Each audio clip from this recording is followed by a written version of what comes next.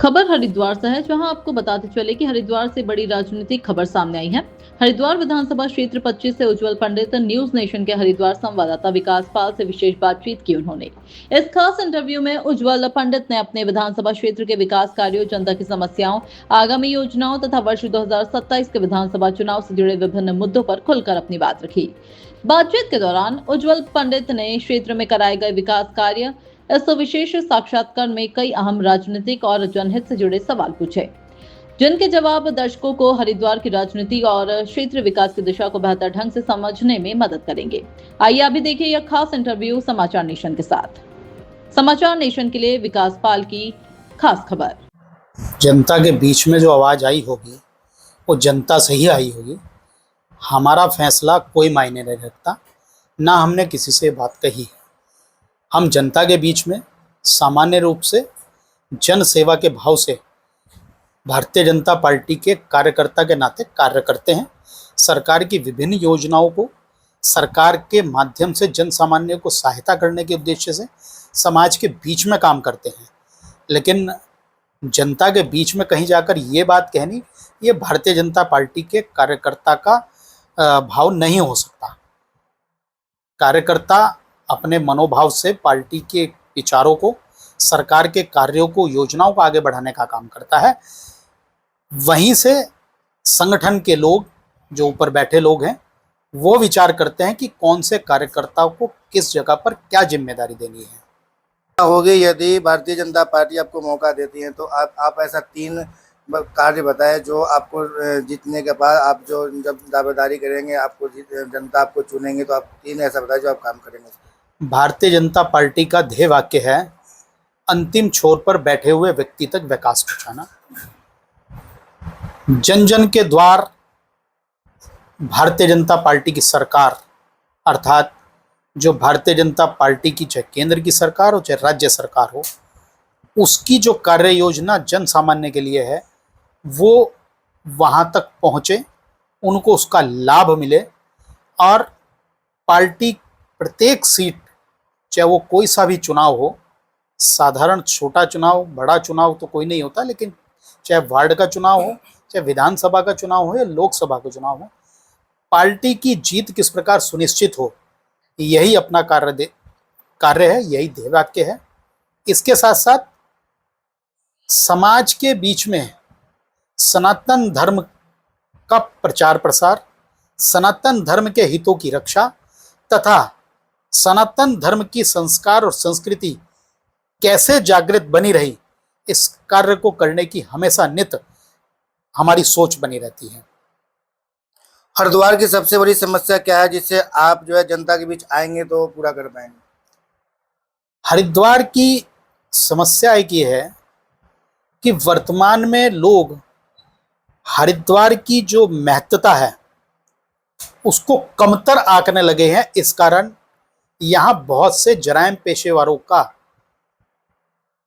जमघट हो गया है, जो कि लगातार नशावृत्ति को, वैश्यावृत्ति या अन्य प्रकार की जो जराइम पेशे की चीजें हैं उनको यहाँ उनकी जड़ें जमाने का प्रयास कर रहे हैं। उन जड़ों को उखाड़ना ही हर समाज सेवी का कार्य होना चाहिए। और चूंकि सरकार हमारी है, नेता हमारे हैं, तो ऐसे लोगों के पैर ना जम पाए, अपना तो उद्देश्य यही है। गंगा तीर्थ और पर्यटन को बढ़ावा देने के लिए आपकी क्या योजना रहेगी? देखिए, हम हर रविवार को गंगा के लिए स्वच्छता अभियान चलाते हैं। चूँकि मैं श्री गंगा सभा, जो कि हर की पौड़ी की प्रबंध कारिणी संस्था है, उसमें गंगा सेवक दल का सचिव हूँ। हमारी नित्य आरती के समय हम शपथ दिलाते हैं उन हजारों लोगों को जो वहाँ मौजूद होते हैं कि गंगा स्वच्छता के लिए, जिसके गवाह दिवंगत डॉक्टर प्रणब मुखर्जी जी राष्ट्रपति जो रहे हैं और दूसरे राष्ट्रपति रामनाथ कोविंद जी, ये दो राष्ट्रपति उसके गवाह बने हैं। अनगिनत नेता, प्रशासनिक अधिकारी, जुडिशरी से जुड़े लोग इसके गवाह रहे हैं। और इसके साथ साथ हम हर रविवार को गंगा स्वच्छता का बड़ा कार्यक्रम चलाते हैं। और जो लोग गंगा के प्रति अमर्यादित कृत्य करते हैं गंगा के तटों पर, उनके प्रति हम लोग लगातार उनको पकड़कर जो भी उन पर कानूनी कार्रवाई होती है पुलिस के माध्यम से कराने का कार्य करते हैं। शहर में ट्रैफिक, पार्किंग और सफाई जैसी समस्याओं को कब होगा समाधान? देखिए, सफाई एक ऐसी व्यवस्था है जो व्यक्ति की स्वयं की जागरूकता से ही धरातल पर पहुंच सकती है। मैं सुबह स्नान करने के बाद स्वच्छ वस्त्र पहनकर अपने चेहरे को, अपने बालों को ठीक कर कर निकलता हूं, अपने प्रतिष्ठान की ओर निकलता हूं। लेकिन प्रतिष्ठान का जमा हुआ कूड़ा अगर मैं उस सड़क में डाल दूंगा तो मेरा ही आंगन, मेरे ही दुकान के बाहर, मेरे ही प्रतिष्ठान के बाहर गंदगी होगी, जबकि नित्य नगर निगम के लोग उसको स्वच्छता में करते हैं। जिम्मेदारी किसकी है? सरकार लगातार चलाती है, गीला कूड़ा कचरा कूड़ा अलग अलग कीजिए। सरकार स्वच्छता के विभिन्न जन जागरण के अभियान चलाती है। लगातार दोनों समय पर हरिद्वार में झाड़ू लगना और कूड़ा उठाने वाला आना, कूड़े की मशीनें आना, ट्रॉली आना, ये सब काम होते हैं।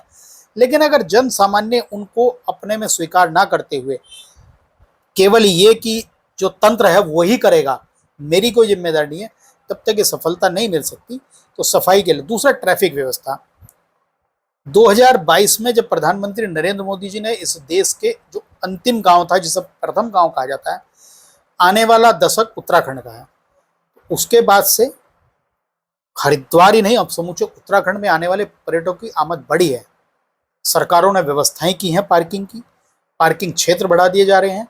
लेकिन उसके बावजूद भी जब सोमवती अमावस्या जैसे उसमें अचानक से 1 करोड़ के करीब लोग, 1 करोड़ से ज़्यादा लोग 3-4 दिन में आ जाते हैं, तो पार्किंग की समस्या उत्पन्न होनी है। अभी कावड़ में पिछली बार लगभग 5 करोड़ लोग आए थे, अभी आने वाली कावड़ में और ज़्यादा आने की उम्मीद है। तो पार्किंग की व्यवस्थाएं लगातार बननी है और उसमें और आगे चीज़ें होनी है, जिस क्षमता के अनुसार लगातार सरकार के माध्यम से और पार्किंग बनाने की हम पर विचार कर रहे हैं। महिलाओं की सुरक्षा और शिक्षा के लिए आपका क्या योजना रहेगा?